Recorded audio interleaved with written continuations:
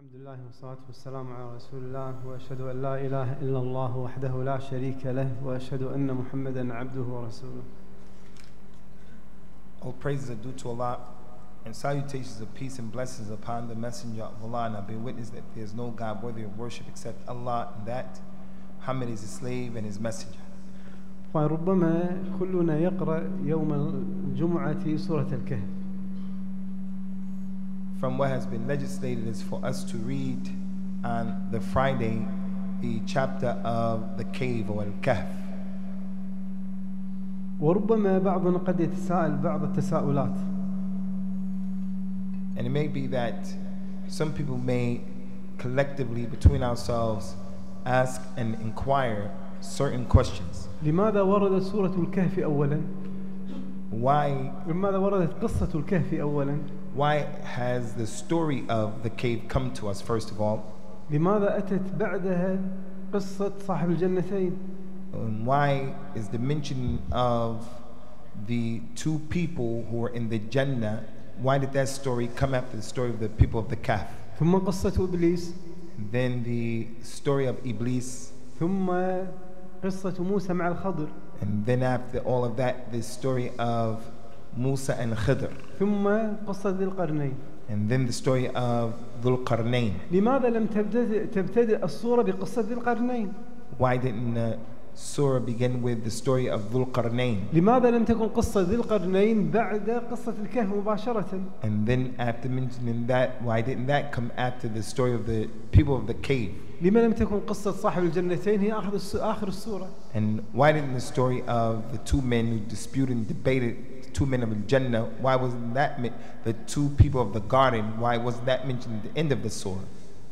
في قصة موسى مع الخضر عليهم السلام. In the story of Musa and Khidr, لماذا حدثت هذه الأحداث الثلاثة لموسى عليه السلام؟ why did these three incidents happen to Musa? لماذا إخواني في أول سورة الكهف Why is it, Khwani, that in the beginning of the surah, Surah Al-Kahf, لما ذكر الله عز وجل قصة أصحاب الكهف when Allah mentioned the story of the companions of the cave, قال وترى الشمس إذا طلعت He said in this surah, and if you see when the sun came up, تزاور عن كهفهم ذات اليمين أي تميل ذات اليمين that towards the right of those occupants of the cave, وإذا غربت تقرضهم ذات الشمال.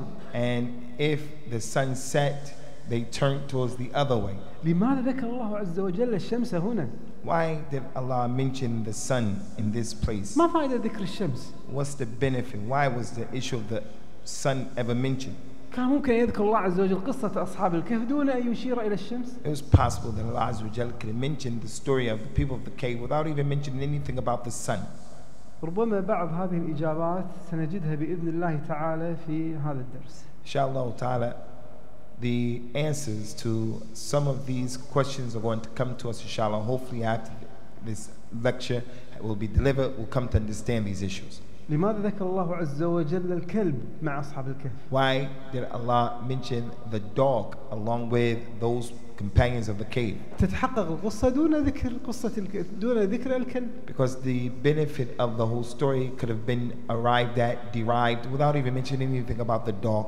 أخواني كتاب الله تبارك وتعالى كله حكمة. Brothers, the book of Allah, all of it is inculcated and dealing with wisdom. كتاب أحكمت آياته. It is the book that is ayats are impregnated, or they have a lot of wisdom. ثم فصلت من لدن حكيم خبير. And then these ayat, they have been explained in detail by the one who is all knowledgeable, all wise. أخواني تعلمون بأن سورة الكهف Brothers, you know that the Surah Al-Kahf, التي نزلت في مكة that was revealed in Mecca في بداية البعثة النبوية, in the beginning when the Prophet was first sent, تحكي للنبي صلى الله عليه وسلم it gives him the stories and tells him about قصته هو, the story of the soul. قصة النبي صلى الله عليه وسلم. هذه سورة تحكي قصة النبي صلى الله عليه وسلم. This surah tells the story of the Prophet sallallahu alaihi wasallam. ماذا سيحصل له What's going to happen to him من البداية in the beginning of the ayah إلى أن ينتشر الإسلام, until the point that Al-Islam spread. لنأخذ إخواني هذه القصص بهذا الترتيب. And For that reason, Ikhwani, we have the way that the surah has come and what was mentioned. This is one of the reasons why it's like that. بين الله عز وجل في قصة أصحاب الكهف Allah has explained in the story of the companions of the cave بأنهم آمنوا بالله عز that they وجل believed in Allah وعارضهم قومهم and their people opposed them. ثم خرج أولئك And then they left from their people, they left فروا بدينهم and they were escaping with their religion. وخرجوا من بلدهم الذي هم فيه And they escaped and ran and left and fled from the country where they come from. ثم بعد ذاك لجأوا إلى الكهف. After that, when they escaped, they went for protection to the cave. وهذا إشارة إلى النبي صلى الله عليه وسلم. And that was something that was pointed and teaching the Prophet ﷺ ستخرج فارا من مكة that he also will flee from Mecca فستأوي إلى كهف إلى غار وهو غار ثور. and he's going to run away and go for protection to a cave, and that's the cave of Thawr. وهم مكثوا في كهفهم 300 سنين And those people of the cave stayed in the cave for 300 years. وأنت ستمكث 3 أيام. And you, Muhammad, are going to stay in the cave for 3 days. 300 وهنا 3. Over here, this is 3 and the other one is 300. ولكن هاي الثلاثة بمثابة 300 سنة. But the 3 days that he remained in the cave, they're similar like to the 300 of those people of the cave. فينجيك الله عز وجل من الكفار So Allah is going to save him from the non-Muslims كما نجى أصحاب الكهف من الكفار لما أووا إلى الغار. in the same way that Allah Ta'ala protected and saved the companions of the cave from the disbelievers when they also fled to the cave. ولنلحظ إخواني قول الله عز وجل. And let us look and research, consider the statement of Allah. 300 سنين 300 years. وازدادوا 9. And we added on to those 300 years, 9 more years. الآن 300 أم 309 سنوات؟ So it was 309 years. 300 سنة ولا 309 سنوات؟ So what is it, 300 or 309? 300 سنة شمسية. It's 300 years for the Gregorian, the 300 years connected to the sun, like the Gregorian calendar. ولو حسبناها بالسنة العربية بالقمرية 309 سنوات قمرية. And if we were to consider the amount of time that they remained in the cave according to the Arabic calendar, the moon calendar, then it would be 309. لما لم يقل الله عز وجل 309 سنوات وتنتهي المسألة؟ Why didn't Allah just say 300 years and that would have been it? لأن هذه هي السنوات العربية والقمرية. Because this is the normal years, the years connected to the moon that the people know. لكن الإشارة 300 سنة. But the 300 years were an indication. 300 سنة شمسية. The 300 years that are connected to the sun. وذاك لأنك أنت يا رسول الله أنت سراج منير لهذه الأرض. And it's like it's saying to the Prophet ﷺ that you are an illuminated candle here in the earth. فأنت كالشمس لهذه الأرض. So you are like the sun in the earth. فأشير إلى 300 سنة شمسية. So the indication and emphasis was mentioned for 300 years as a sign to the Prophet ﷺ that he was a light. فالنبي صلى الله عليه وسلم سراج منير لهذه الدنيا. So he is a siraj and he's a munir, he's a lamp that is illuminated in this dunya. وهو نور للعالمين صلى الله عليه And he وسلم. is also a nur or light for all of the worlds. وهو هادي للبشر بإذن الله تعالى. And he is the one who guides mankind by the permission of Allah. إنا أرسلناك شاهدا. Allah said in the Quran about him, to him, verily we have sent you as a witness, a shahid, ومبشرا. and a person who gives glad tidings, ونذيرا. and a warner, وداعيا إلى الله بإذنه. and someone who is calling to Allah by his permission. وسراجا منيرا. And you are a siraj and a munir, a lamp that is giving light off. لقد جاءكم من الله نور. Allah said in another ayat, verily there has come to you people from Allah a light, وكتاب مبين. and a book that is giving off light. فكما أن أصحاب الكهف So just as the companions of the cave, كان لهم دور. they had the responsibility, لهم دور في إصلاح أمتهم. they had a responsibility to rectify the affairs of their ummah, their people, عندما تأكدوا من صحة قيام الساعة. when they became clear that there is going to be the hour, Yawm al-Qiyamah, when that became clear and apparent to them. وذلك أنهم لما بعثوا بعد 300 سنة And that's because when they after 300 years, were raised back up. They went to sleep and they were raised up after 300 years. آمنت أمتهم بقيام الساعة. Their people, as a result of that, believed in Yawm al-Qiyamah. فكانوا سببا في هداية أمتهم لما خرجوا من الكهف. So those people, the companions of the cave, they were a sign for their people when they came out from the cave. As a result of that, the people believed in them in the hour. فالنبي صلى الله عليه وسلم أصبح هداية للجزيرة العربية لما خرج من غار ثور. And the Prophet as well, sallallahu alaihi wasallam, when he came out to the people in the Arabian Peninsula, he became a sign for them. وذلك أنه لما خرج من غار ثور أقام الدين في الجزيرة العربية. Because when he came and he exited from the cave, he established the religion in the Arabian Peninsula. وإذا كان أولئك الذين غلبوا على أمرهم من العصاة. And if those people who, from the people of the cave, those people who were the evildoers, when they overcame and they were overpowering the people of the cave, they were in charge. وكانوا جهلة. And they were ignorant.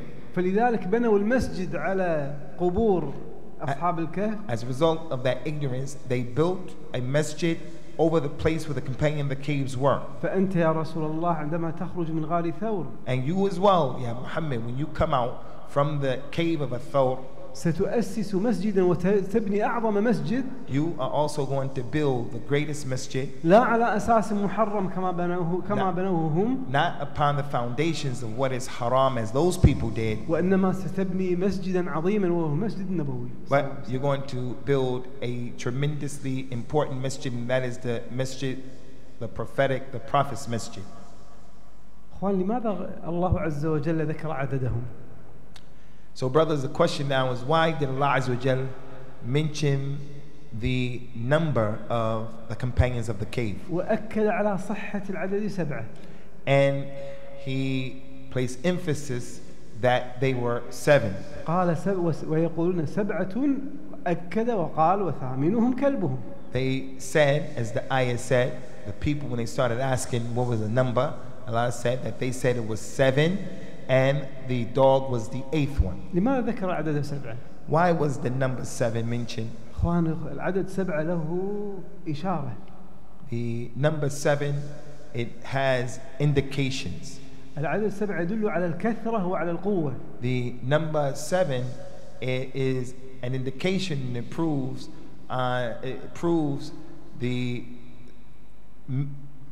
a large quantity and power. ويدل على الكمال والتمام. And it also proves and indicates completeness and perfection. ولذا 7 سماوات خلق الله عز وجل. Like, for an example, the 7 heavens, 7 أراضين, the 7 earths, 7 أيام في الأسبوع, 7 days in a week, 7 أشواط حول الكعبة, 7 circumambulations around the Kaaba, 7 أشواط بين الصفا والمروة, 7 times circuits that you do between Safa and Marwa, وتسجد على 7 أعضاء, and you make sajda on 7 body parts. والسبع الطوال من القرآن, And the Quran, there are 7 long surahs, والفاتحة 7 آيات, and the Fatiha has 7 ayat. وأهلك الله عز وجل قوم عاد.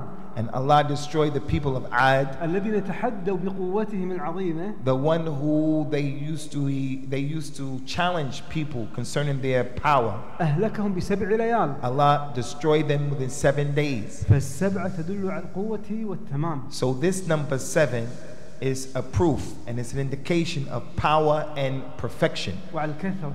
and also the many numbers. ولذا العرب تسمي الأسد سبع. And that's why one of the many names that the Arabs gave to the lion is he's called the Sabr, which means 7. وتسمي الكلب سبع. And also the dog has the same name. فالحيوان الذي له القوة تسميه بالسبع. So those animals to the Arabs that are powerful, mighty in their eyes, they give them the name number 7. إذا الكمال والتمام. So this goes to prove that it shows perfection, and it's an indication of completeness. والكثرة. And many. وهذا فيه إشارة لأتباع النبي صلى الله عليه وسلم. And this is also an indication here to the followers of Rasulullah sallallahu alaihi wasallam. يا رسول الله. Ya Messenger of Allah. سيكون أتباعك كثيرون. Your followers are going to be many. وسيكرمكم الله عز وجل بتلك القوة. And Allah subhanahu wa ta'ala is going to bless you with this might. التي تنشرون من خلالها دين الله عز وجل. that as a result of it, the religion of Allah is going to spread. قوة العتاد وقوة السلاح. The power in what they have and the power of their weaponry. وقوة الحجة. And also the power of their argument. ولذا النبي صلى الله عليه وسلم يأتي يوم القيامة. And for that reason, the Prophet will come Yawm al-Qiyamah. وهو أكثرهم تابعا. And he will, between the prophets, be the one who has the majority of the followers. نظرت الإخوان إلى كلمة 7 وثامنهم كلبهم ما هي الإشارة فيه. So let's contemplate, consider this ayah that says, when the people were talking, that their number was 7 and the dog made 8. ما الحكمة من ذكر الكلب؟ What is the wisdom of why the dog was mentioned? ما فائدة الكلب لأصحاب الكهف؟ What's the connection, relationship between the dog and the companions of the cave? لتأمينهم. Said, so that they can protect him. ولحفظهم. And so that the dog will be responsible for them. الآن الإشارة للنبي صلى الله عليه وسلم. So this issue about the dog and the people of the cave, that's an indication to the Prophet sallallahu alaihi wasallam. إذا كان أصحاب الكهف If the companions of the cave, أعانهم الكلب في حفظ الأمان, if the dog served the purpose of protecting those people of the cave وفي العناية بهم, and paying attention to them, فإن الله عز وجل and verily Allah the Most High, أكرمك بأفضل من هذا. He honored you with that which is greater in rank than the dog. في إعانتك في هذا الكهف. في إعانتك في وجودك في غار ثور. In the fact that in helping you in the time that he was in the cave. بدلا من الكلب الذي أعان أصحاب الكهف. And that was better than the dogs that actually took care of the protection of those companions of the cave. فأبدلك الله عز وجل بخير من هذا. So Allah Ta'ala, He gave you that which is better than the dog. فسخر له المخلوقات من الكفار ومن المؤمنين. So Allah Subhanahu wa Ta'ala subjugated to the Prophet ﷺ from his creation and from the believers, لإعانة النبي صلى الله عليه وسلم في هذا الكهف. so as to protect him inside of the cave, ولحفظ النبي صلى الله عليه وسلم في هذا الكهف. for and to preserve him in that cave, وتحقيق الأمان للنبي صلى الله عليه وسلم في هذا الكهف. and also to make sure that the Prophet ﷺ, the tahqiq and the fact that he will be protected in the cave. فهذا عبد الله ابن أبي بكر وكان كافرا. So Abdullah, the son of Abu Bakr, when he was a non-Muslim, قد أعان النبي صلى الله عليه وسلم في غار ثور. he helped the Prophet ﷺ when he was in the cave of Thawr. وسخر الله عز وجل له أسماء بنت أبي بكر كذاك لإعانة النبي صلى الله عليه وسلم في غار ثور. And also the Prophet ﷺ was helped by Abu Bakr from Allah's creation while he was in the Thawr. وسخر له مولى أبي بكر عامر بن فهيرة لإعانته كذاك في هذا الغار ولحفظه. And Allah also subjugated Abu Bakr's Mawla, his slave. He helped the Prophet ﷺ while he was in the cave as well. ثم سخر له المرشد في الطريق وهو رجل من بني الديل لحفظ ورعاية النبي صلى الله عليه وسلم في هذا الغار. And from the creation that Allah subjugated the Prophet ﷺ to, they helped him, is the murshid, or the man who showed him the way to the cave. ثم أين هذا من قول النبي صلى الله عليه وسلم لأبي بكر. And from this is the statement of the Prophet ﷺ to Abu Bakr. عندما قال أبو بكر للنبي صلى الله عليه وسلم. On the day when Abu Bakr said to the Prophet وقد وصل الكفار إلى غار ثور. And the kuffar, they arrived right to the mouth, face of the cave. بحثا عن النبي صلى الله عليه وسلم لقتله. They were looking for the Messenger of Allah in order to kill him.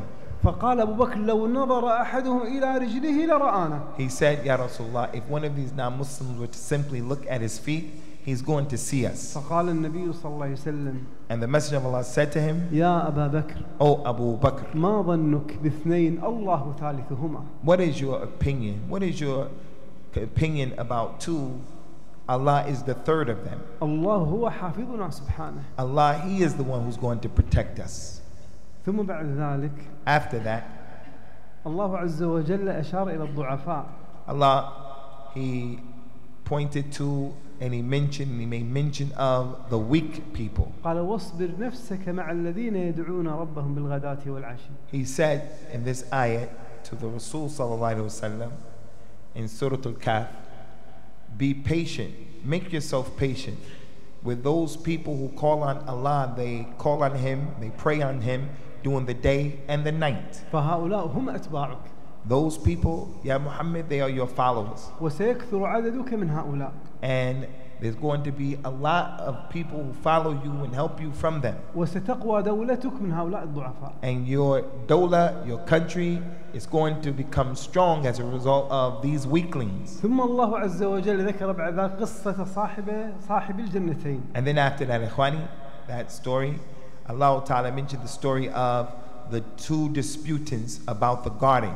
ما الحكمة في هذا الترتيب؟ أتت قصة الجنتين بعد هذا. What is the wisdom of this first issue being mentioned, the command of the weaklings, and then the discussion and debate between the two companions of the Jannah? وفي هذا إشارة. The Shaykh said, in this tartib, this order, chronological order, it is an indication إذا خرجت من غار ثور that, Ya Muhammad, if you come out of the cave of a Thawr, ثم أتيتم إلى البلد الجديد and then you came to your country from the new point, لتقيموا فيه دولة الإسلام in order to establish the Islamic state, فلا تشغلنكم الشهوات الدنيوية. then don't let the dunya and the desires of the dunya, don't let them and allow them to make you preoccupied. من مال The desires of money وولد and children ونساء and women, التي شغلت صاحب الجنتين. these issues, they're the issues that preoccupy these two men who are arguing, the companions of the two gardens. شغلت صاحب الجنتين عن الله عز وجل. The garden made them preoccupied in regards to Allah Ta'ala. فلا تشغلنكم هذه الأمور عن الجهاد والدعوة إلى الله عز As for وجل. you, Muhammad, don't allow these things to make you preoccupied about and on a jihad and a dawah ilallah. لا سيما زراعة البساتين والأرض. Especially as it relates to planting and agriculture. لأن الإنسان يبدأ هنا يهتم في الركون إلى الأرض. Because it's an indication, a person in this planting, he becomes a person who plants himself in the earth itself. إذا النبي صلى الله عليه وسلم انتبه إلى ذلك. And it was a sign and indication, the Prophet paid attention to this. لما وصل إلى المدينة When he arrived to Al-Madinah, كان المسلمون ينقسمون إلى قسمين في المدينة. the Muslims in Medina were two groups. المهاجرون وأصحاب الأرض وهم الأنصار. The people who migrated from Mecca, the Muhajirun, and the Ansar, and they were the ones who owned Al-Madinah. فالأنصار هم أصحاب الأرض فهم يزرعون الأرض. So the people of the Ansar, they were the people who used to plant and do the agriculture in Al-Madinah. أما المهاجرون As for the Muhajirun from Mecca, حذرهم النبي صلى الله عليه وسلم من زراعة البساتين. the Prophet, he warned the Muhajirin about preoccupying themselves in and with agriculture. تطبيقا لهذه الآية. And this was an indication, a way of practicing and executing this ayah. فقال النبي صلى الله عليه وسلم للمهاجرين So the Messenger of Allah said to the Muhajirin, لا تتخذوا الضيعة أي البساتين فترغبوا في الدنيا. he said to them, do not take these gardens and become preoccupied with these gardens unless these you be destroyed. وحصل هذا إلى أن مكن الله عز وجل للدولة الإسلامية بالقيام. And this was the condition until Allah Azza wa Jalla established the Islamic state for the Messenger of Allah. أي إلى بعد الحديبية. Meaning all the way until after the Sulh of Al-Hudaybiyah.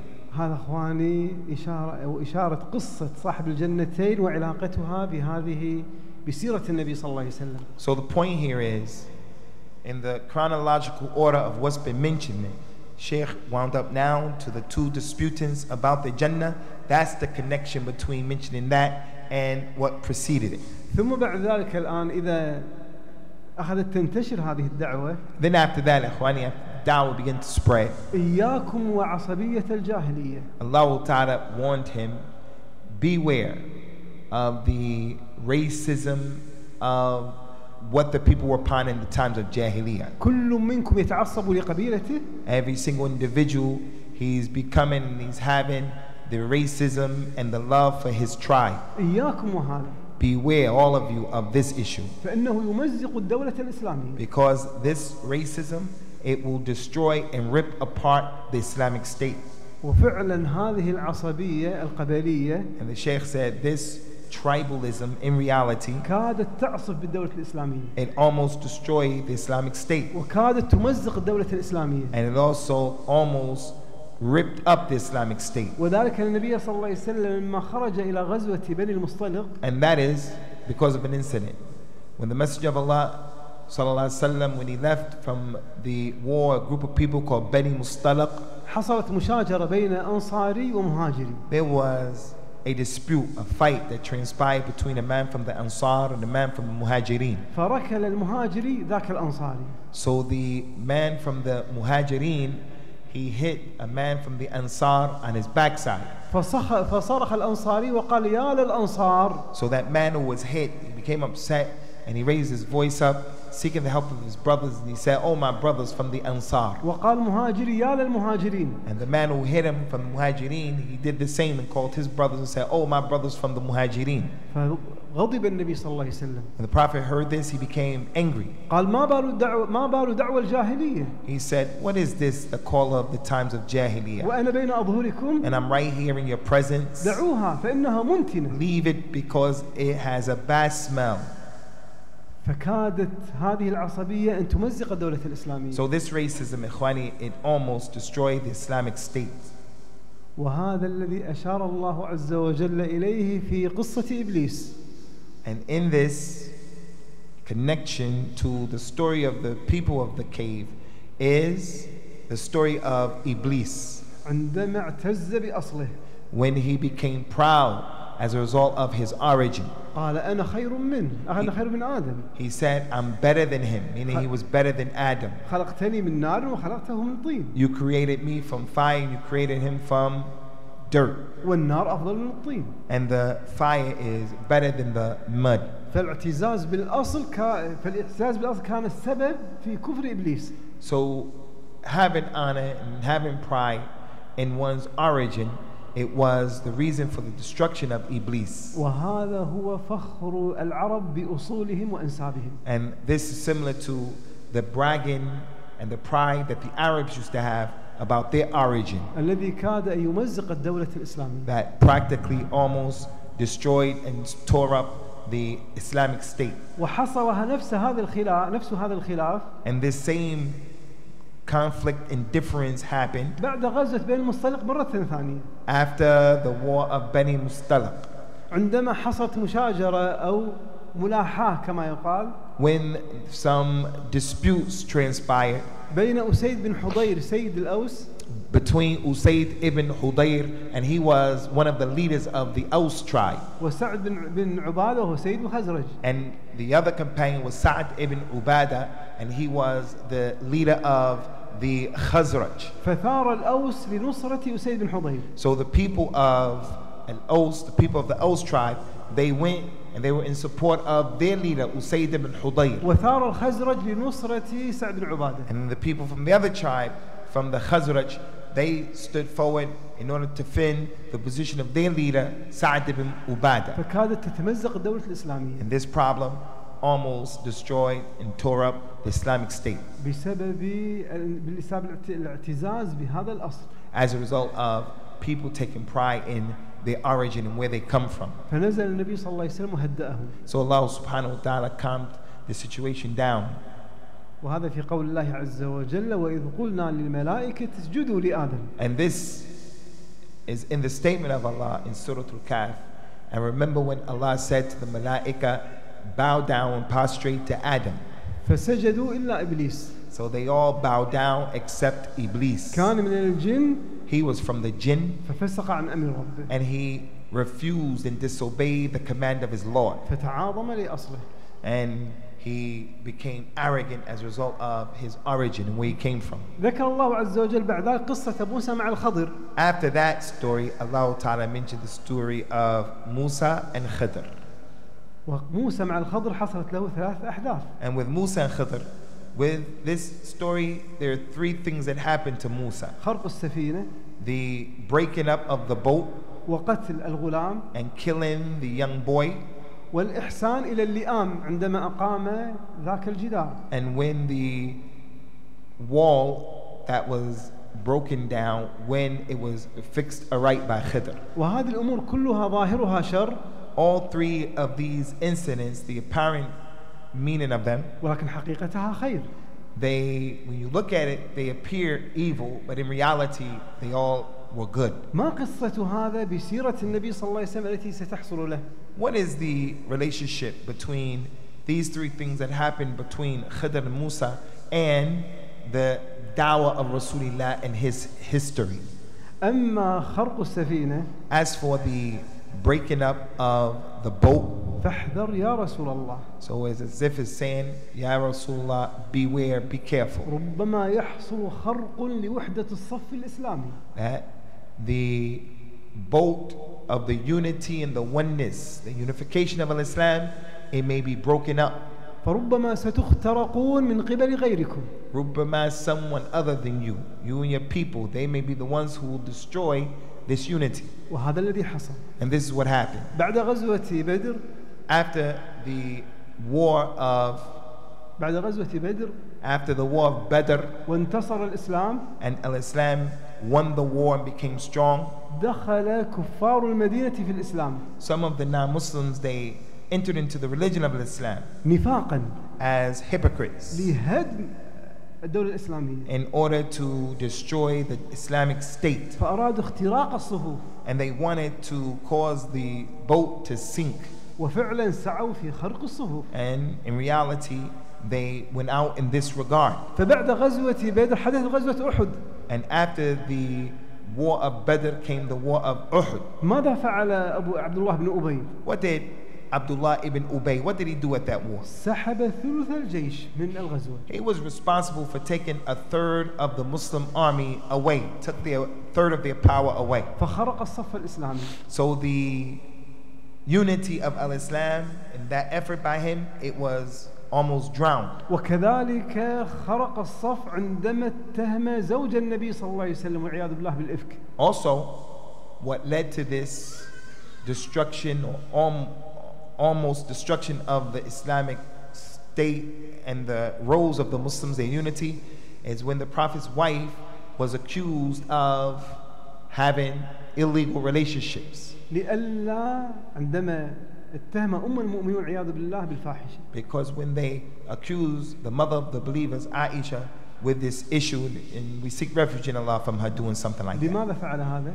Why did they do that? ليخرج مجموعة من المسلمين عن الإسلام. So that a number of Muslims would apostate and leave Al-Islam. ليقال هذا زوجة نبي. So that if the people would say their response, if that happened, they would say, oh, this is the wife of the Prophet did this? فأراد أن يخرق هذا الصف. So they wanted to destroy and to break up the roles and the unity. ولكن في هذه الأمور التي سعى فيها عبد الله بن أبي. But in these issues and these efforts, like the effort of Abdullah ibn Ubay, فعل في أحد وفي الخندق كذلك خرق الصف. He did a problem in Uhud. He made a problem in the battle of the ditch, the trench. وكذلك في حادثة الإفك مع أم المؤمنين. And also he has something to do with the accusation against Aisha. ظاهره شر. The apparent, when you look at all of these incidents, they seem to be evil. لكنه اختبار للمؤمنين. But all of these were tests for the believers. وفيه مصلحة كبرى للإسلام. And there was a tremendous rectification in these trials and tribulations for the ummah and for Islam. وتربية عظمى للمسلمين. And it was for the tarbiyah of the ummah after that. فكما في هذا الخرق مصلحة للمسلمين. So just as these problems that transpired, they were in the best interest of the Muslims. كما في خرق الخضر للسفينة مصلحة للمساكين. Just as when Khidr, he broke the boat, he made some problem with the boat, that was also for the rectification, the best interest of the people who were on that boat. ثم يا رسول الله. Then after that, O Messenger of Allah, قد يحدث فيكم بين المسلمين قتل. There is going to happen between you, may happen between you and the Muslims, where there's some fighting and killing. وستسفك ربما دماؤكم. And your blood is going to be split. فعليكم أن تبحثوا عن المصالح العظمى من وراء ذلك. So you have to look for and you have to search out where is the benefit that comes as a result of this affair. فهذه مفسدة وراءها مصالح كثيرة. So this is a bad issue, the fact that the killing took place and blood was shed, but behind it there's a great benefit. كما حصل النبي صلى الله عليه وسلم في غزوة أحد. like what happened with the Prophet in the battle of Uhud. قتل 70 من المسلمين في غزوة أحد. There were 70 of the Muslims were killed in that war. وقتل 70 منهم بعد غزوة أحد في بئر معونة. And 70 of them were also killed in the battle of the well of Ma'una. وقتل بعدهم 10 في غزوة الرجيع. And after that, 10 of them were killed in the war of Raji'. فهذا شر ظاهر. Oh, this is like something that is definitely evil, no doubt. ولكن فيه مصلحة عظمى من هذا القتل. But although all of those people were killed, behind it there was a tremendous benefit. كما حصل لموسى والخضر. Like with what happened with Musa and Khidr. عندما سفك الخضر دم هذا الغلام. When Khidr spilled the blood of the young boy. فكان فيه مصلحة عظمى. So it was a tremendous benefit. ثم الأمر الثالث الذي حصل لموسى والخضر. And then the third issue, ikhwani, that happened between Musa and Khidr. أن الخضر عندما أتى إلى القرية كانوا لآمن أصحاب القرية كانوا لآمن.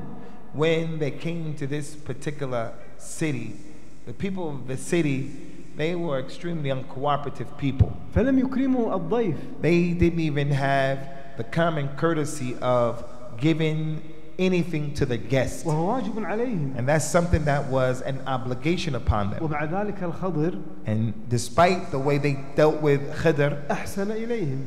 and Musa, Khidr did good to them. وذلك أن حائط كاد يسقط فأقامه بلا مقابل. And that's because, ikhwani, there was a wall that was on the verge, on the brink of falling over, and Khidr erected it and made it strong and solidified it without taking any money from them. وهكذا يا رسول الله. And this is also an indication, a lesson for you, Ya Rasulullah. سيتعامل بعضهم معك معاملة اللئام والعياذ بالله. Those people in your dawah, they're going to be a group of people who are going to deal with you in a very, very bad way, a terrible way. المدينة لم تكن شيئا قبل البعثة النبوية.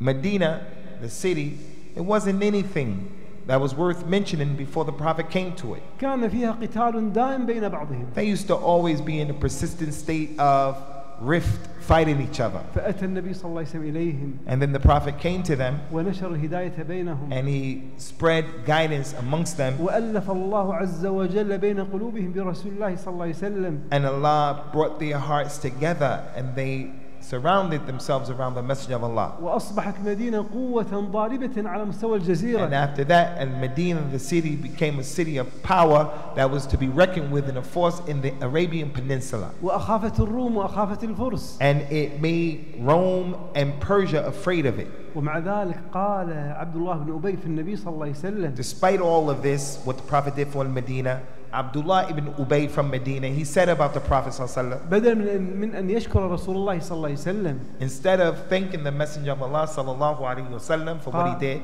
قال والعياذ بالله في المهاجرين وعلى رأسهم رسول الله صلى الله عليه وسلم قال فيهم.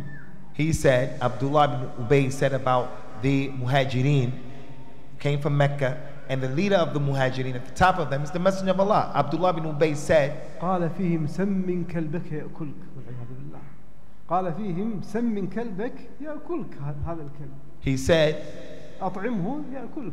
He said, if you cause the dog to get fat, you feed him, and he starts getting strong and fat, he's gonna eat you. والعياذ بالله. وقصد به المهاجرون. And what he intended by that was the Muslims, the Muhajirin. They become big, and he called them and described them as dogs. ويقول عن رسول الله صلى الله عليه وسلم والمهاجرين. He also said about the Prophet and the Muhajirin, قال لئن رجعنا إلى المدينة and as Allah mentioned, if we return to Al-Medina, ليخرجن الأعز منها الأذل. those people who are the honorable and the noble ones are going to put out and kick out those people who are the lowly ones from amongst us. ويعني بنفسه والعياذ بالله هو العزيز. And he meant by that he was the honorable one.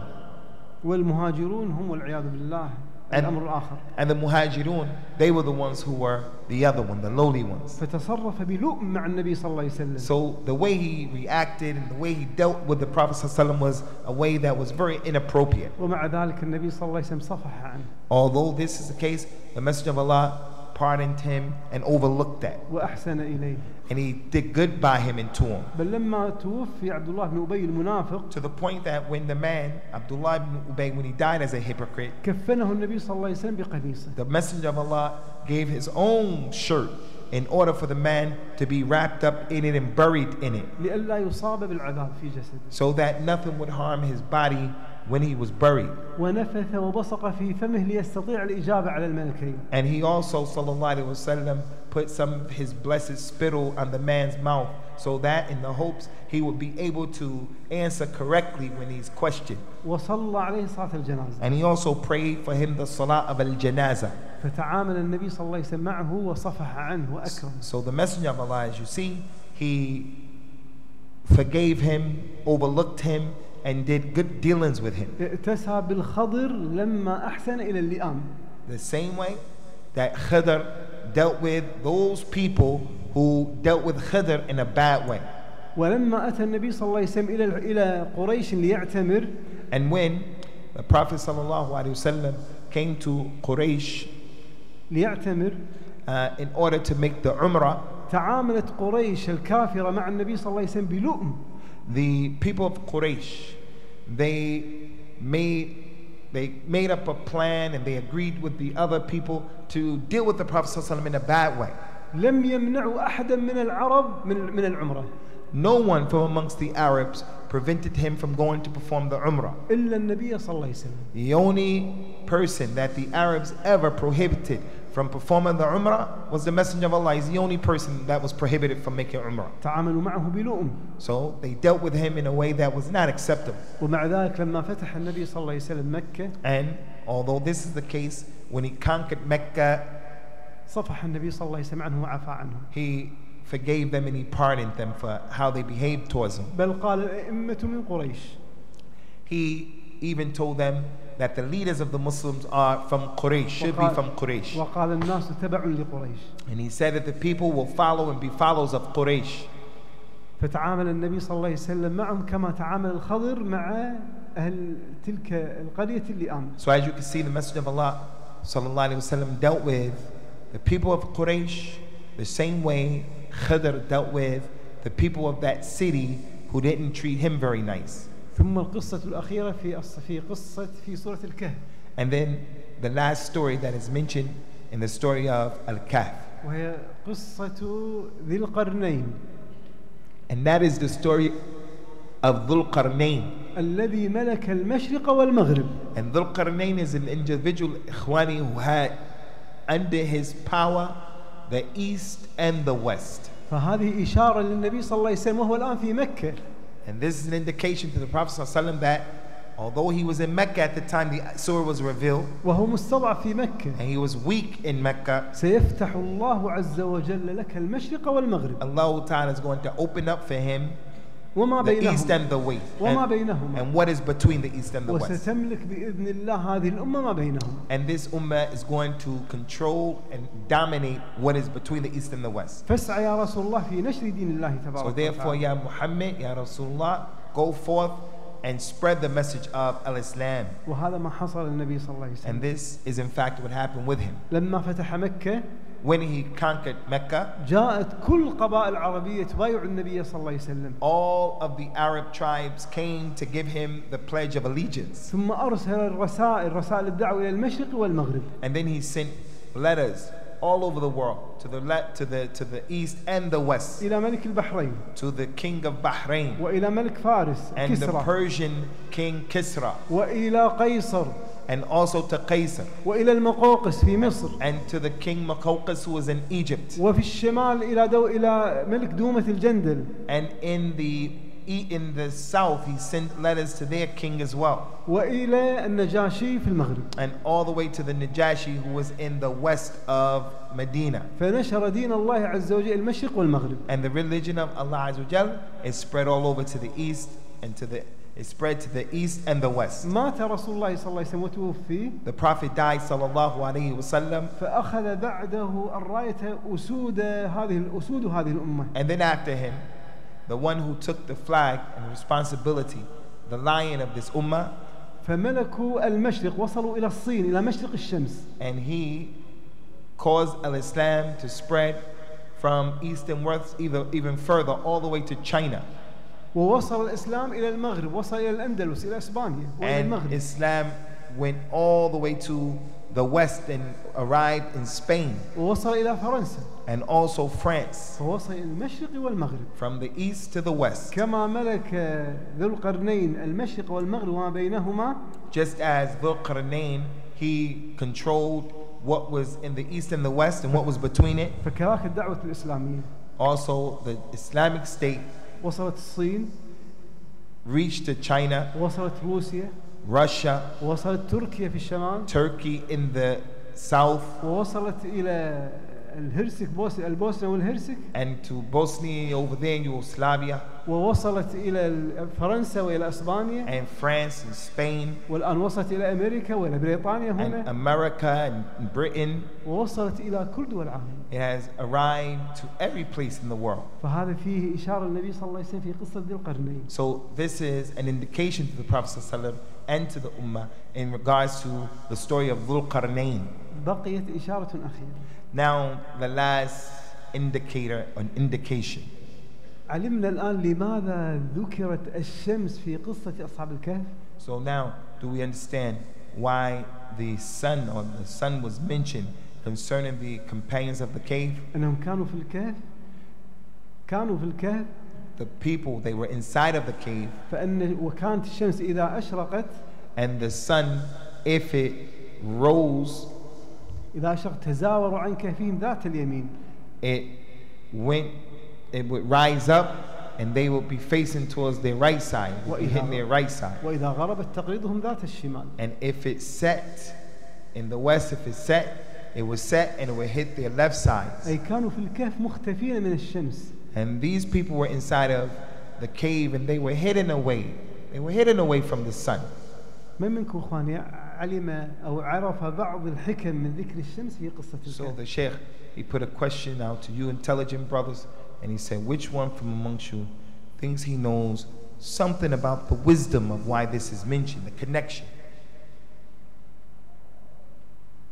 Brother Al-Kahf raised his hand. Father Al-Kahf. إخواني كانوا مختفين من الشمس في بداية الدعوة. Khwani, they were hiding from, or they were hidden from the sun, and كانوا مختفين من الشمس في بداية الدعوة. they were hidden from the sun in the beginning.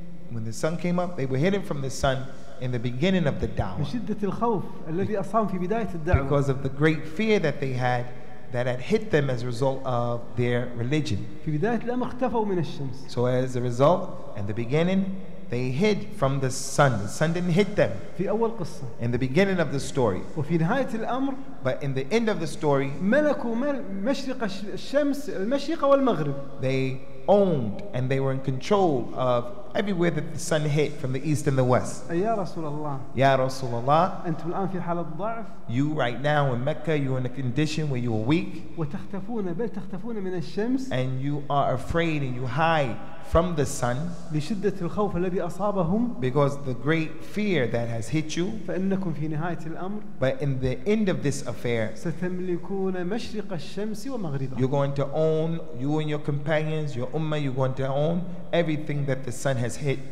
فانظروا إخواني إلى الإشارات القرآنية. So, Ikhwani, look at and contemplate and consider these indications of the Quran. كل كلمة مذكورة في القرآن لم تذكر عبثا. Every single word that is mentioned in the Quran, it was not mentioned as a waste of time. ولا زيادة. And it wasn't nothing, it was mentioned just as an addition لا فائدة لها. that has no benefit in it. وإنما لحكمة عظيمة. But instead, everything was mentioned because of a great wisdom that's connected to it. ولذلك كما قال أحد العلماء And for that reason, one of the scholars said, لو أسقطت كلمة من الآية ومن السورة if you were to cause only one word to be taken out or to be misplaced in the ayah, لاختل دلالتها.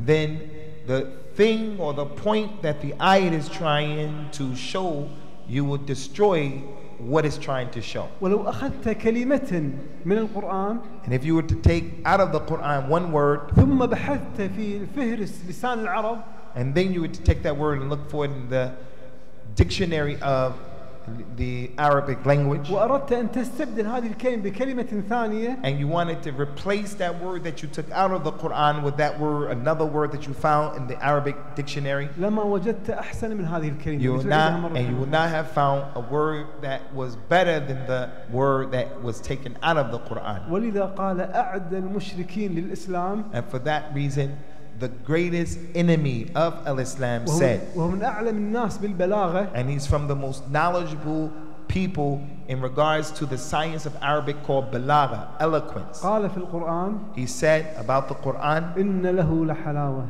he said, verily it has a sweetness to it. وإن عليه لطلاوة أي طلاء ولون. And verily it has beauty and a color to it. وإن أعلاه لمثمر. And verily it has some fruitation that comes up from it. وإن أسفله لمغدق كله خير. And inside of it is nothing but good. وإنه ليعلو ولا يعلى عليه. And verily it is going to be elevated and nothing will be elevated over it. وإنه ليحطم ما تحته. And verily it will destroy whatever it is on top of. ولذلك عندما النبي صلى الله عليه وسلم في بداية الدعوة. And for that reason, in the beginning of the da'wah, the Prophet ﷺ, في العهد المكي. in the time when he was in Mecca, وكانوا مستضعفين المسلمون. and the Muslims were weak and oppressed. وكان الكفار يعذبونهم. Kuffar used to persecute them and punish them. ويستهزئون بهم. And they used to laugh at them and ridicule them. قام النبي صلى الله عليه وسلم يصلي عند الكعبة. The Prophet stood up and he started praying at the Kaaba in this condition. وصلى خلفه الصحابة وعدوهم قليل وهم مستضعفون. And the Sahaba prayed behind them. They were few and they were weak and oppressed. وقريش في نواديها عند الكعبة. And Quraysh, they were in their little clubs around the Kaaba. كبارهم وأسيادهم عند الكعبة. The leaders of Quraysh and the big personalities. كل الكفار قد تواجدوا عند الكعبة. All of the kuffar, they happened to be at the Kaaba this فقام time. النبي صلى الله عليه وسلم يصلي. The Prophet stood up and started making salat. صلى خلفه الصحابة. And the companions prayed behind him. فقرأ سورة النجم. And he read the Surah An-Najm. والنجم إذا هوى. And Allah Ta'ala said, by the star when it comes up. ما ضل صاحبكم وما غوى. Your companion Muhammad, he didn't go astray, nor did he make a mistake. وما ينطق عن الهوى. And he doesn't talk based upon his desires. إن هو إلا وحي يوحى. Verily what he speaks is nothing but revelation that has been revealed to him. علمه شديد القوى وهو جبريل. The one who is powerful and mighty has taught him, and he is Jibril. ثم الله عز وجل أخذ يسب آلهتهم. And then Allah Ta'ala began to curse their idols. والنبي صلى الله عليه وسلم يقرأ هذه الآيات التي فيها السب لآلهتهم. And the Prophet ﷺ was reading these ayat, and in reality they were him cursing their gods. أفرأيتم اللات والعزى التي تعبدونها. Do you not see Al-Lat and Al-Uzza, these idols that you people worship? ومناة الثالثة الأخرى البعيدة الطريدة. And the third god and idol, Manat, that you people are worshiping? ألكم الذكر وله الأنثى. Do you people have male childs and you attribute to Allah females? تلك إذا قسمة ضيزى أي جائرة ظالمة. This division that they wanted, they said they like sons and Allah has daughters. Allah said this division of yours is a terrible oppressive division. هذه الآلهة إنما إن هي إلا أسماء سميتموها أنتم وآباؤكم. These names of these idols, they're nothing but names that you and your fathers have given them. فأخذ النبي صلى الله عليه وسلم يقرأ. So the Prophet was reading these ayat. وكفار قريش وأسيادهم يستمعون للنبي صلى الله عليه وسلم. And the non-Muslims and leaders of Quraysh, they were listening to him attentively. ولا أحد يتكلم. And not a single one of them said a single thing. فاستمر النبي صلى وهم يجتمعون لقراءة النبي صلى الله عليه وسلم وما زالوا يجتمعون لقراءته. And he continued to read in the salat, and the people were gathering, listening to what he was reading and what he was saying. فقرأ النبي صلى الله عليه وسلم وأكمل. And then the Prophet ﷺ read and he completed the verse. وأنه أهلك عادا الأولى. And Allah Ta'ala said, and verily he destroyed the people, the first people, Ad, the first people of Ad. تهديدا لقريش إن كفرت بالنبي صلى الله عليه وسلم. And that was a warning to Quraysh from the Prophet ﷺ by reading this ayat. وأنه أهلك عادا الأولى. And he destroyed the first original people of Ad. وثمود فما أبقى. And also he destroyed Thamud, and nothing was remaining of them. وقوم نوح من قبل. And the people of Nuh before them, before Ad and before. إنهم كانوا هم أظلم وأطغى. Verily they were more oppressive and more powerful than you, Quraysh. والمؤتفكة قوم لوط أهواها جبريل من السماء إلى الأرض. And Allah Ta'ala took a group of them and raised them from the ground upside down and destroyed them. فغشاها ما غشا من الحجارة والمطر السيء إلى يوم القيامة. And Allah Subhanahu wa Ta'ala pelted upon them stones, and this was their retribution until Yawm al-Qiyamah. فبأي آلاء ربك تتمارى. So which of the favors of your Lord will you people refuse? هذا نذير من النذر الأولى يهدد قريش. Verily, this is a warner from the warning that you should learn from the first people. There was a warning towards Quraysh. هذا نذير من النذر الأولى أزفت الآزفة اقتربت الساعة. That the hour is close. ليس لها من دون الله كاشفة لا يستطيع أحد أن يكشفها ويمنعها. And no one has the ability to prevent this hour from being established other than Allah. الخطاب الآن لقريش. And this still, Ikhwani, is all kalam the Prophet is reading and is directed towards Quraysh. أفمن هذا الحديث تعجبون. And do you people find this speech strange? وتضحكون ولا تبكون. And you're laughing and you're not crying? وأنتم سامدون تغنون. And you people are singing and dancing and having a good time? فاسجدوا لله واعبدوا. You need to make sajda to Allah and worship Him alone. فسجد النبي صلى الله عليه وسلم. So the Prophet at this time, when he read this ayah, he fell down in prostration. فسجد الصحابة خلفه. And then the companions behind him, they fell down in prostration. فقامت قريش بأسيادها. And Quraysh, they got up, the noble people, they got up. وكبارها. And all of the major players, ونسائها. and their women, وصغارها. and the young people, وشبابها. and the youth from amongst them. فسجدوا خلف النبي صلى الله عليه And they وسلم. also made sajda behind the Prophet sallallahu alaihi wasallam. تعظيما لهذا الكلام الذي سمعوه. And the reason why they made sajda is because of what they heard, the way it impacted upon them, the way the Arabic language was. تعظيما للقرآن ولبلاغته. The eloquence of the Quran and the way it was being read. كله حكمة. All of it is wisdom. إلا رجل واحد. Except one man. لم يسجد. He didn't make prostration. قال والله ما ينبغي لمثل هذا الكلام إلا وأن تخر له الجباه. He said, I swear by Allah that this speech right here, قال والله ما ينبغي لمثل هذا إلا يجب أن تخر له الجباه. he said, this speech right here, if speech like this is read, then in reality, the mountains should rent asunder at it. وتخر له هذه الجباه. And is that the foreheads should bend down to it. فعندما لم تسجد جبهته So when he didn't bow down and put his head on the ground, أخذ ترابا. he took some dirt from the قال ground والله لأذلن هذه الجبهة لمثل هذا الكلام العظيم. and he said, Wallahi, I'm not going to put my forehead down and make myself lowly for this speech here. انظروا اخواني حتى كفار قريش. He said, look at this, even the non-Muslims of Quraysh, عرفت عظمة القرآن. they comprehended and understood the tremendous way of the Quran. فكل كلمة في مكانها. Every single word is in its proper place. وكل حرف في مكانه. And every single harf is in its place. فاعلم بأن القصص المذكورة في القرآن So we have to know that all of the stories that are mentioned in the Quran, لم تذكر بلا فائدة. they didn't find their mention in the Quran for no and with no benefit. وكلما قرأت وجدت العظمة. And every time you read the Quran, you're going to find and you're going to see its greatness. وخر قلبك ساجدا لله عز وجل. And leave yourself to be of those who prostrate to Allah Azza wa Jalla, the Most High, the Most Great. الحمد لله رب العالمين. And all praises are due to Allah subhanahu wa ta'ala.